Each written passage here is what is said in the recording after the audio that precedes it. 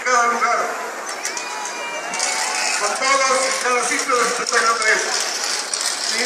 Agradezco a los sectores, a Luis, a Lorenzo, a Migueles por su solidaridad, a mi presidente del partido por estar presente, a Víctor Perrotín, que también nos acompaña, y a todas las organizaciones de taxistas como el Correcamino y demás. Muchísimas gracias. Ustedes hacen grande al partido. A las chicas Chenda, como siempre, muchas gracias. Irving, muchas gracias por estar presente. A todos ustedes, muchísimas gracias. Tubia, señora, muchas gracias por estar con nosotros. A los amigos constructores, muchísimas gracias porque siempre han estado con nosotros.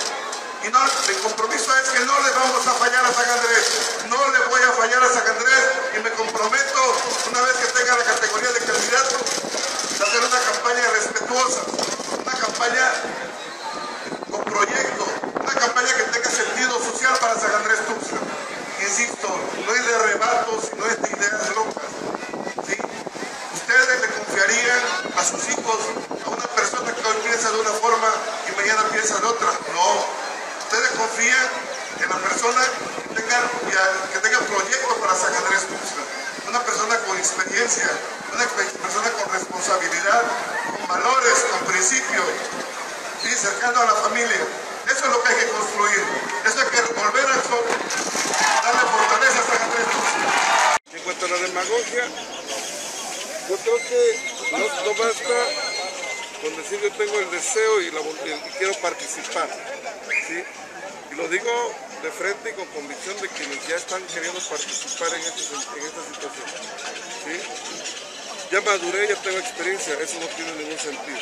Tienes que tener la capacidad para resolver los problemas de San Andrés, por eso lo decía yo, conozco los problemas de Marisol, de Pedro, de María, y sé cómo podemos resolverlo entre todos, ¿sí?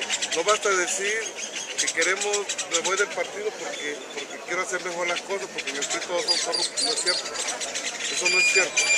En el PRI hay ideología, hay identidad y hay las bases para hacer buenos gobiernos. Son las personas las que hacen mal un periodo legislativo, lo que hacen mal un periodo del ejecutivo, pero no es el partido.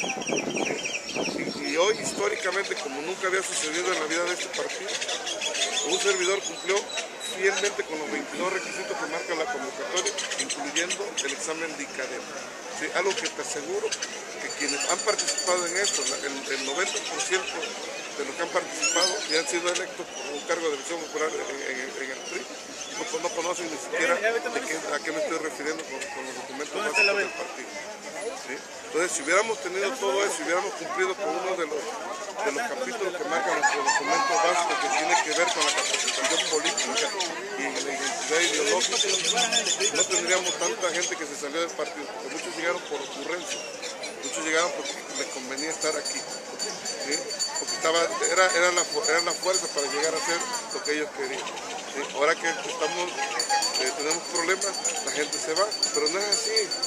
Creo que desde ahorita como estamos con problemas es donde debemos de sacar nuestra fortaleza para salir adelante.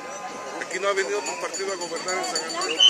Sí, los presidentes municipales que han llegado por la fortaleza del partido. Así que no se le olvida a nadie esa fortaleza del PRI. Y obviamente Roberto Virgen también va como ciudadano a buscar, primero ahorita voy a buscar la fuerza de mi partido para ser candidato. Ahorita me acabo de registrar para ser precandidato y voy a ser candidato seguramente. Y por eso digo, primero voy a buscar la fortaleza de mi partido. Después tengo que ir a la conquista también del voto ciudadano. Pero ese va a ser en su momento respetuoso de la ley.